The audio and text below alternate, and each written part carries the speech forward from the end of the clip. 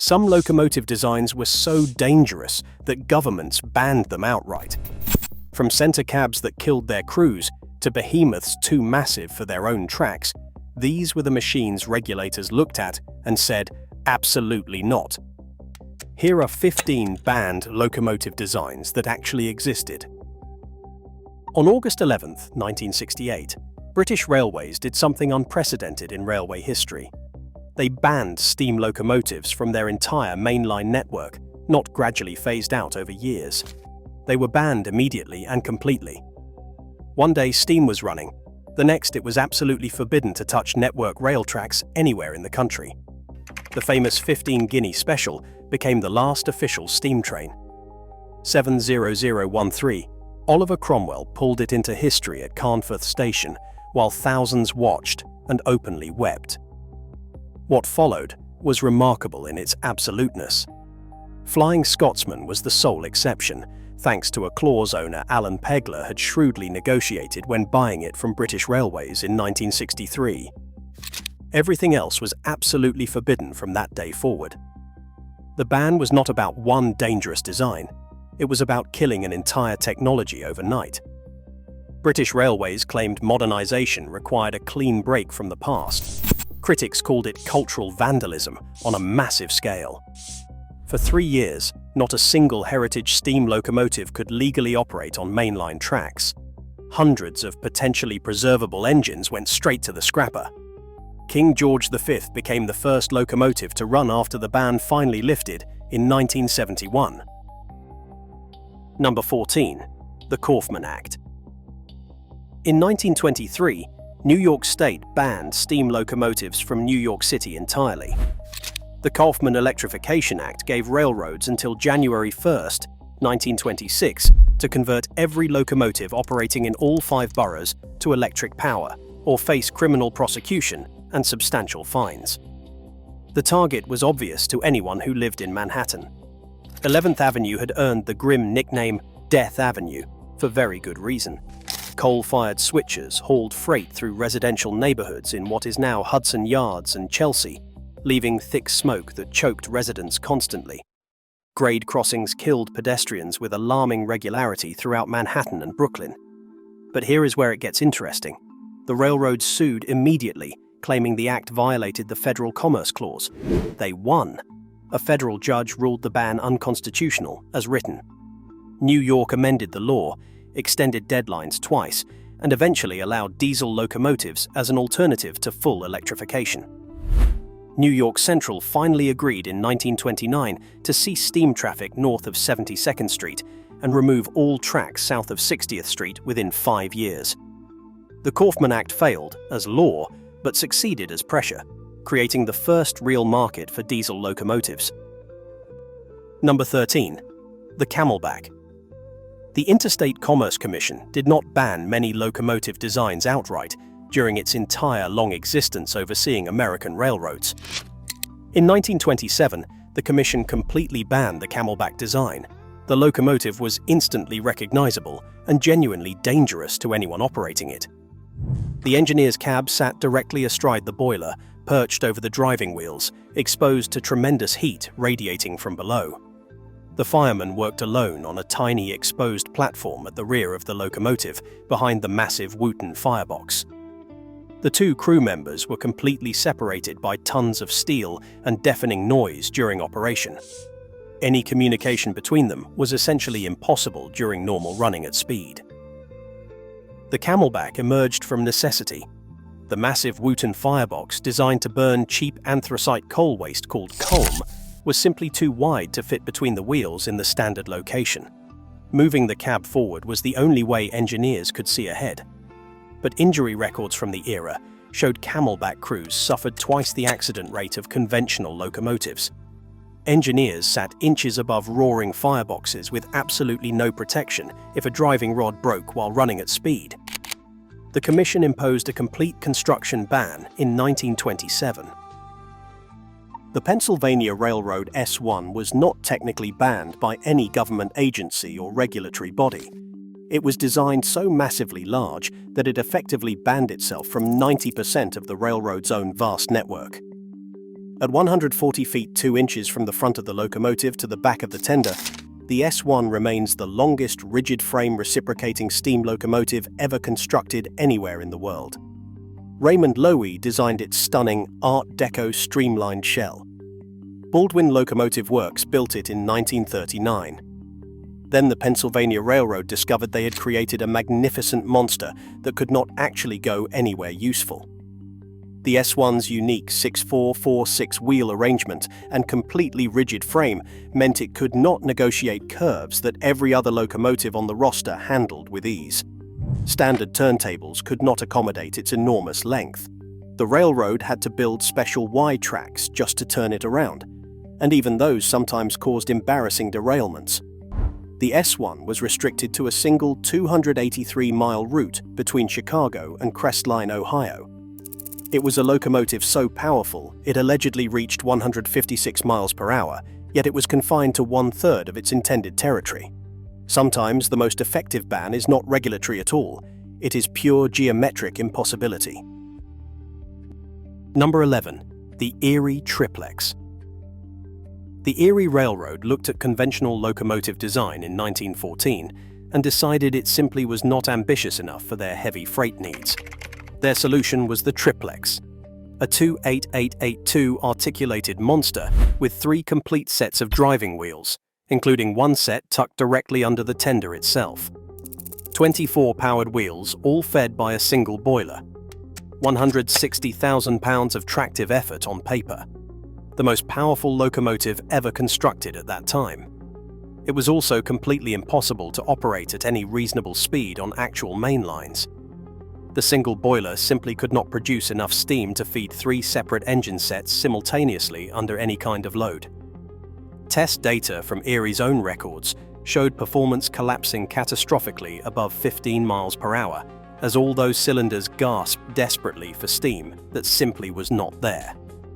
The rear engine set under the tender suffered worst, perpetually starved, while the front and middle engines consumed everything the firebox could generate. Crews nicknamed it the Yard Ripper, because that was literally all it could do effectively. At crawling speeds in terminals, it worked. At mainline speeds, the fundamental physics of steam generation guaranteed failure every single time. Number 10. The Pennsylvania Railroad T1. The PRR did not learn from the S1 disaster. They doubled down with the T1, a 4-4-4-4 duplex drive passenger locomotive that promised to completely revolutionize high-speed rail travel across America. Raymond Loewy designed another stunning streamlined shell for Baldwin Locomotive Works. They built 52 of them between 1942 and 1946. The T1s could reach 100 miles per hour, hauling 16 heavyweight passenger cars with apparent ease. They also had a fundamental problem nobody could ever actually fix, despite years of dedicated trying. Wheel slip. The T1's divided drivetrain meant that when one set of drivers lost traction, crews had absolutely no way to tell which engine was slipping without stopping completely. Opening the throttle could make things catastrophically worse in an instant. The locomotives lurched violently as power suddenly grabbed and released without any warning whatsoever. Norfolk and Western tested a T1 against their own J-Class 4-8-4 locomotives and found the T1's acceleration dangerously unpredictable in real service conditions. Production locomotives were rushed into service before prototype problems were solved. By 1948, PRR announced all express passenger trains would be dieselized. Every single one of the 52 T1s was scrapped by 1956. Oliver Bulleid wanted to save British steam from dieselization. His solution was the Leader class, a locomotive so radical it looked like a diesel but ran on steam. It was enclosed from end to end, double-ended so it never needed turning, and oil-fired with mechanical stokers. On paper, it had everything steam needed to compete. In reality, it was an oven on wheels. The Leader's fully enclosed bodywork trapped heat in ways Bulleid never anticipated. The driving compartment reached temperatures that made operation physically unbearable. Crews sweated through shifts in stifling conditions, with poor visibility and almost no fresh air. Enclosed wheel sets and valve gear that were supposed to reduce maintenance instead created access nightmares. Workers crawled through tight, greasy corridors to reach components that conventional locomotives left accessible. Union complaints piled up. Steam and fumes filled spaces with nowhere to escape. The Southern Railway built just one complete leader and 3 partial shells. Testing revealed catastrophic shortcomings with every run. The project was cancelled in 1951, and every unit was scrapped.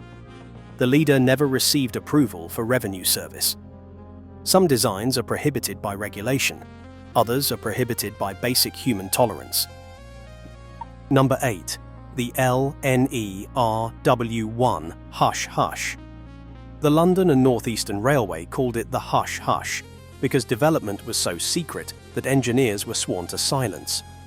Number 10,000, built in 1929, looked like a streamlined submarine and contained the most ambitious experiment in British railway history.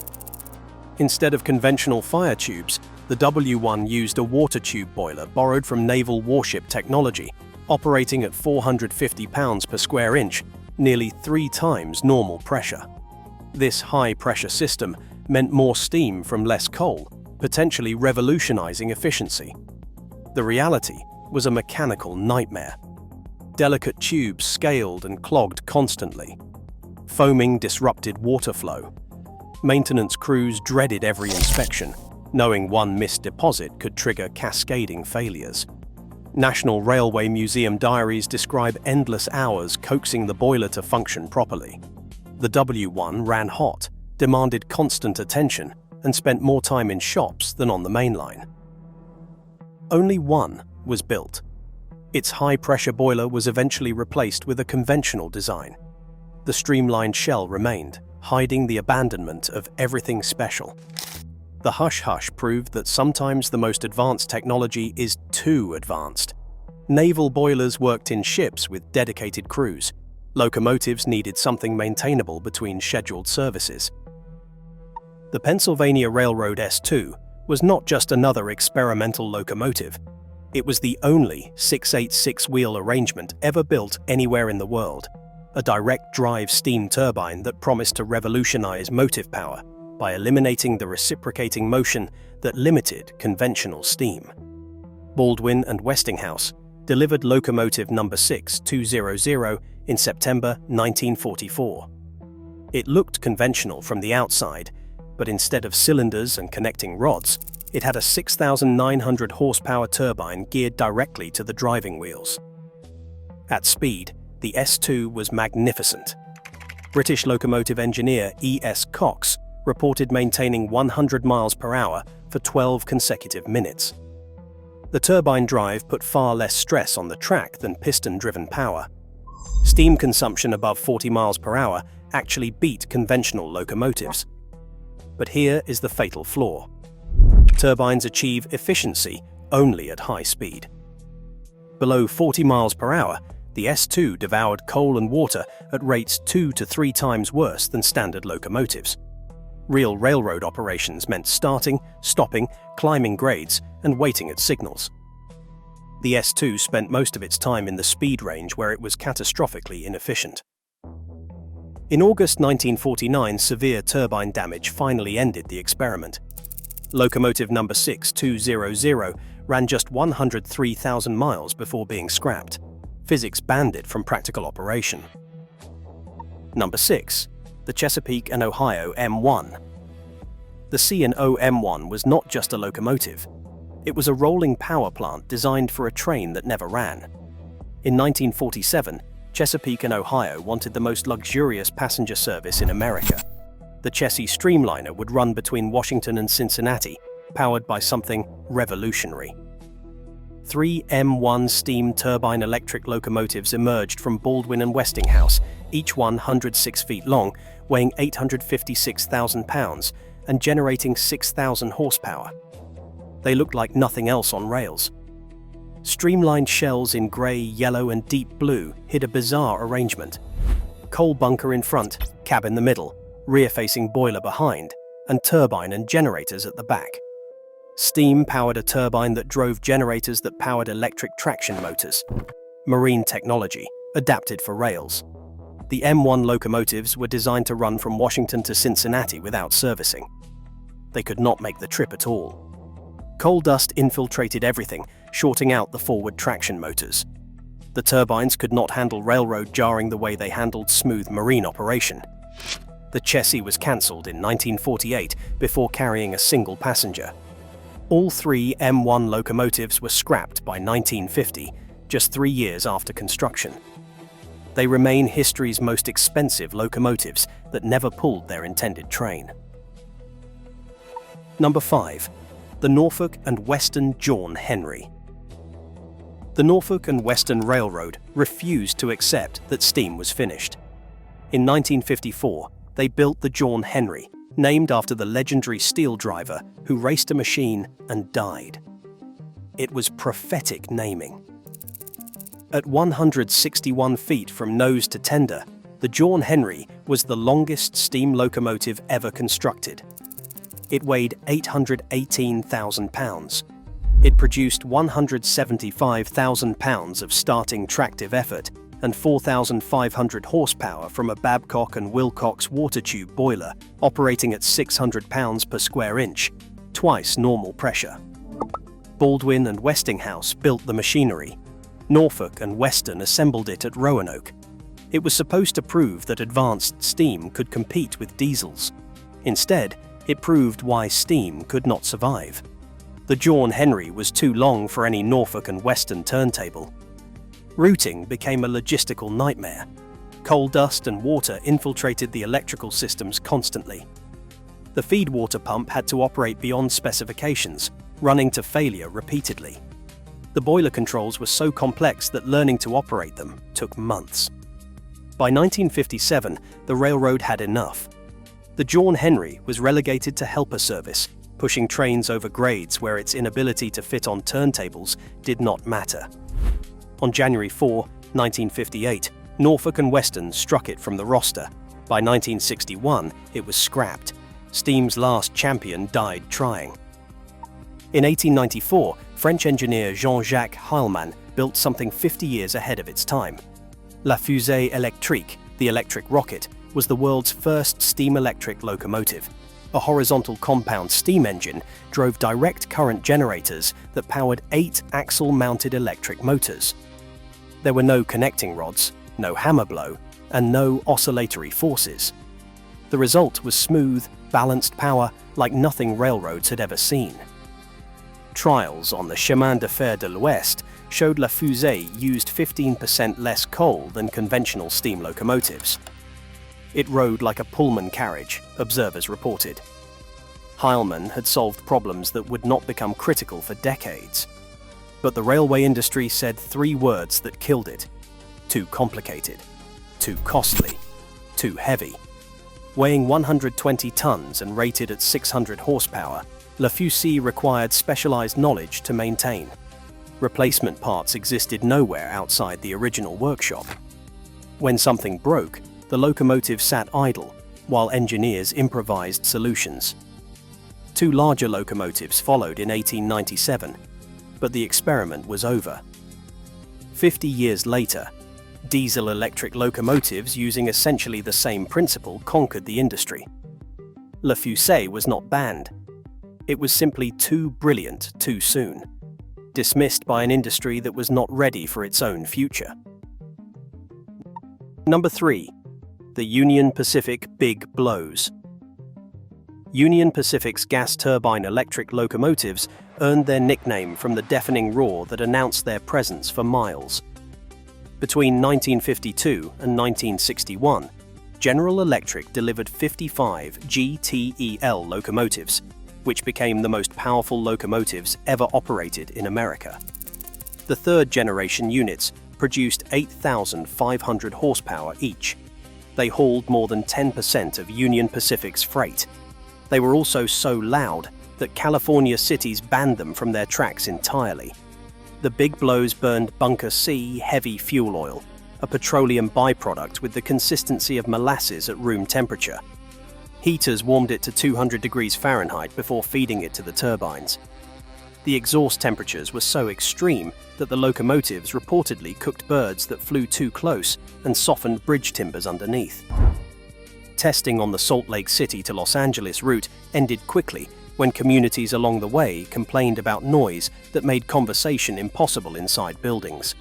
The turbines consumed fuel at twice the rate of diesel engines, tolerable only because bunker C was essentially a waste product. When oil prices rose in the late 1960s, the economics collapsed. By February 1970, every big blow was retired. Two survive in museums, silent monuments to power so extreme it literally drove the locomotives off the rails. Number 2. The best friend of Charleston. On June 17, 1831, the best friend of Charleston became the first American locomotive to explode, killing its fireman and establishing a precedent that would eventually generate the first railroad safety regulations in history. The story sounds almost too absurd to be true. The fireman, annoyed by the constant hissing of the safety valve, sat on it to stop the noise. Steam pressure built until the boiler catastrophically failed. The explosion launched pieces of the locomotive across the South Carolina Railroad yard. The best friend had been running for barely 6 months, the first regularly scheduled American steam passenger service. The explosion forced fundamental questions nobody had previously considered. How do you prevent uneducated crews from defeating safety devices? Who inspects boilers? What standards apply? Congress took decades to act. The steamboat Moselle explosion killed 300 people before steamboat inspection laws passed in 1838.